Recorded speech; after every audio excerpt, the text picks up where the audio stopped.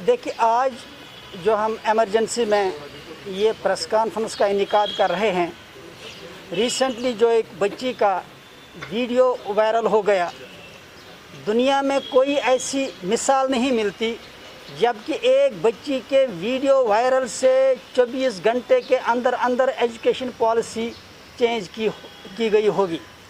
ये पहला इंस्टेंस है, रिकॉर्ड है कि एक वीडियो वायरल होने के बाद सरकार ने 12 घंटे में एजुकेशन पॉलिसी चेंज की।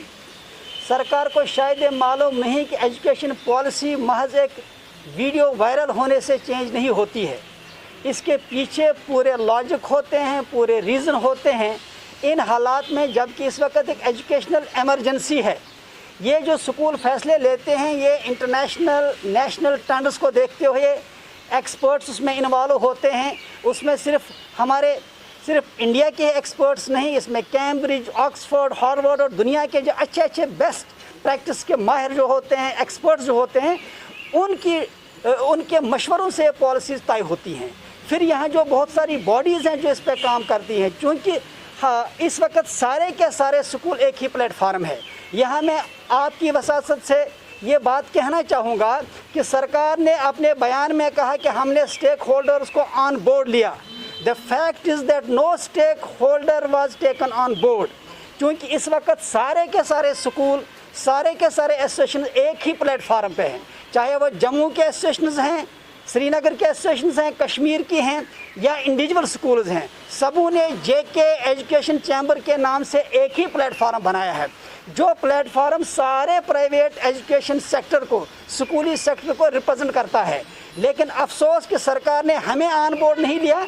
नीजर एक रिएक्शन के तहत इन्होंने जो फैसला लिया है, इसके क्या नतीजे होंगे उससे हम सरकार को बाखबर करना चाहते हैं कि अगर आपने इस पर ग्राउंड वर्क किया है, अगर आप समझते हैं कि अच्छा फैसला है, तो उसको पूरे इंडिया में लागू कीजिए।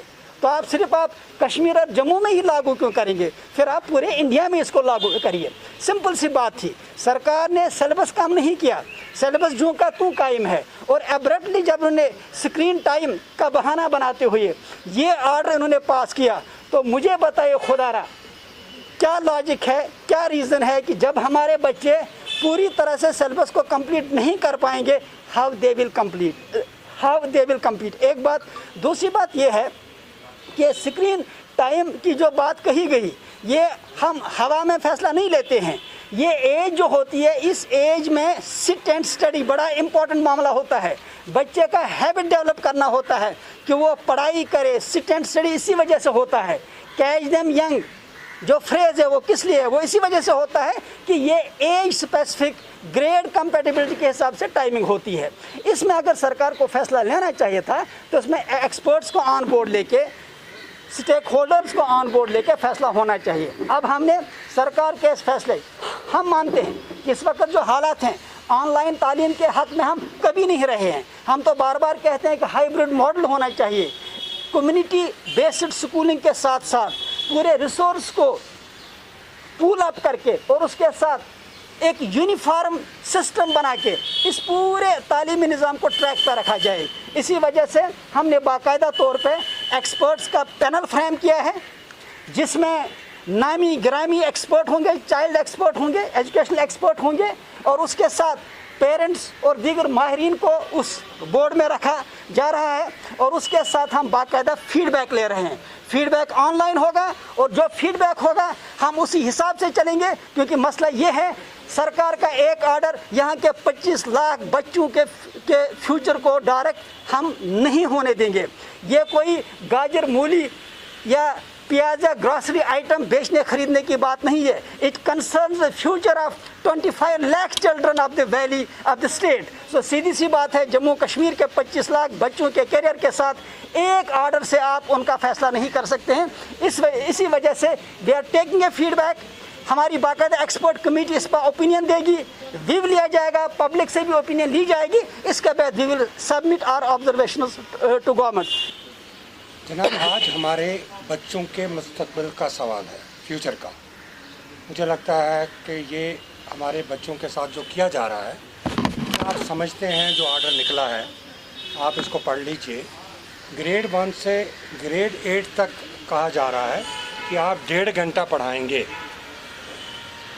हाउ इट इज़ पॉसिबल कि 1.5 घंटे में वो सिलेबस को कंप्लीट किया जाएगा या आप उसको कंप्लीट कर पाएंगे?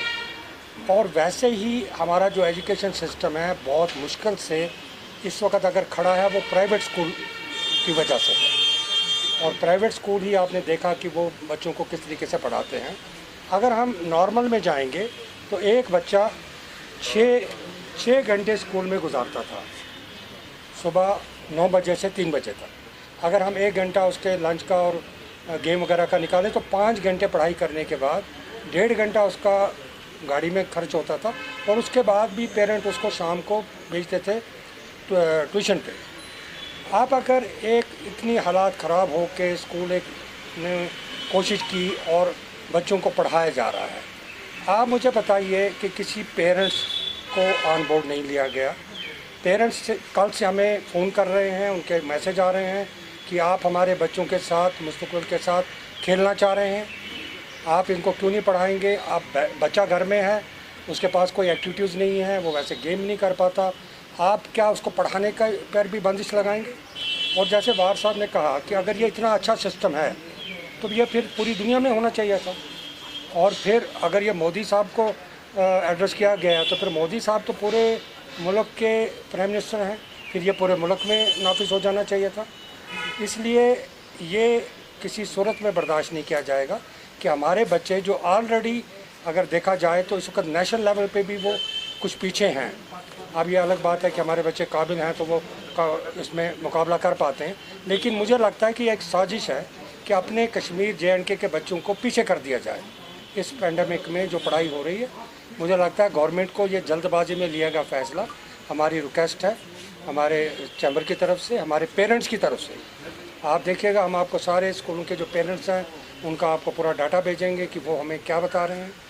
और मुझे लगता है कि ये उनको वापस लेना चाहिए जल्दबाजी में लिया हुआ फ़ैसला, क्योंकि ये चीज़ कभी हम होने नहीं देंगे कि हमारे बच्चों का जो एजुकेशन है, देखिए फ्यूचर किस पे होता है? एक बच्चे पे।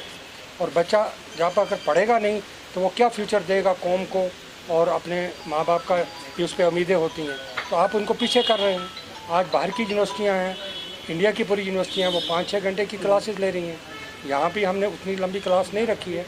मुझे लगता है कि ये फैसला गवर्नमेंट को फौरी तौर पे वापस लें। बहुत सारे इंस्टीट्यूशंस में टैब का कल्चर है, वहाँ पे किताबें नहीं पढ़ी जाती हैं, वहाँ पे टैब पे पढ़ाया जाता है, कंप्यूटर्स पे पढ़ाया जाता है। स्कूलों में वैसे भी प्रोजेक्टर्स होते हैं, स्मार्ट बोर्ड्स होते हैं। लिहाजा इसी वजह से हम ये मानते हैं कि इन हालात में एजुकेशन एमरजेंसी जो है, कोई भी फैसला लेने से पहले एक्सपर्ट्स की राय ली जाए। क्योंकि इसमें एक्सपर्ट्स की राय नहीं ली गई है। हम बाकायदा तौर पे इन्हें सिस्टमेटिक वे और पूरे लॉजिक के साथ एक्सपर्ट्स की राय लेके सामने रखेंगे। Then let the government decide. अगर हमारी बात ठीक नहीं है हमें कन्विंस करें, अगर सरकार की बात ठीक है हमें कोई एतराज़ नहीं होगा। देखिए मैं आपको बताऊं, अगर आप देखेंगे ऑनलाइन क्लासेस का, ये आधे घंटे की हो 1 घंटे को फीस और दूसरे से कोई ताल्लुक है ही नहीं। अगर हमें आधा घंटा पढ़ाना है तो स्कूलों को तो अगर हम देखेंगे लॉजिस्टिक्स के हिसाब से खुशी होना चाहिए, लेकिन सवाल ये बच्चों के फ्यूचर का मामला है। इसको इस तनाज़र में देखिए, 90 से लेकर आज तक प्राइवेट सेक्टर के ने मुश्किलात के बावजूद तालीम की शमा को रोशन रखा। क्योंकि देखिए हम पहले पेरेंट हैं ना, उसके बाद स्कूल वाले हैं, पहले हम भी पेरेंट हैं, हम भी टीचर हैं। तो सीधी सी बात है ये कहना कि WHO की गाइडलाइन जो उसका अगर आप अच्छी तरह देखेंगे, इसके लिए देखिए पॉलिसी क्या होनी चाहिए। सरकार को गाइडलाइन इशू करनी चाहिए कि आप जो पढ़ाते हैं इसमें आप बच्चों को ब्लॉक बिल्डिंग सिखाइए, पेंटिंग कराइए। वजह से हमने कहा जो बच्चों को स्टैंड स्टडी, जो बच्चों को habit of reading serious things, जो उनकी तालीम के लिहाज से इम्पॉर्टेंट है, इसी वजह से हमने आधे घंटे के बजाय कहा कि इसका टाइम जो है ये फिक्स करें। आपको बताऊं, पहली बात यह है कि मैंने पहले ही कहा कि फ़ीस का इससे कोई ताल्लुक है नहीं। हम आधे घंटे पढ़ाएं, 1 घंटे पढ़ाएं, ये सरकार की गाइडलाइन आ गई, इसका फ़ीस से कोई ताल्लुक नहीं। एक बात। दूसरी बात ये कि ये आप जो कह रहे हैं कि हमने आज तक ऑनलाइन एजुकेशन के जो साइड इफ़ेक्ट्स हैं, क्या है कि हम ऑलरेडी जो नेशनल बॉडीज़ हैं, जो थिंक टैंक्स हैं, जो चाइल्ड साइकोलॉजी पे, चाइल्ड एजुकेशन पे काम करती हैं, रिसर्च बॉडीज़, हम ऑलरेडी बाय डिफ़ॉल्ट उनके मेंबर्स हैं। तो लगातार उनकी रिसर्च, उनकी पॉलिसीज़, उनकी बेस्ट प्रैक्टिस हमारे पास आती रहती हैं। स्कूल अपने लेवल पे करते रहते। और इसके अलावा हमारी जो ये एजुकेशन चैम्बर है, इसकी बाकायदा एक R&D सेल है, बाकायदा रिसर्च एंड डेवलपमेंट सेल, उसका काम ही यही है। देखिए अब हम हर चीज़ तो पब्लिक डोमेन में रखेंगे नहीं, अदरवाइज अगर आप देखेंगे पिछले कई महीनों के दौरान हमने तकरीबन कुछ नहीं तो इस पर 9 से 10 वेबिनार किए होंगे। और इसके अलावा आप जो है कल नहीं, कल फ्राइडे सैटरडे को इसी पे कुछ इंटरनेशनल एक्सपर्ट्स आ रहे हैं, उनसे फिर मीटिंग हो रही है। ये हम इसी वजह से सरकार को इस फैसले से लेने से पहले अगर हमें ऑन बोर्ड लेते हम अपनी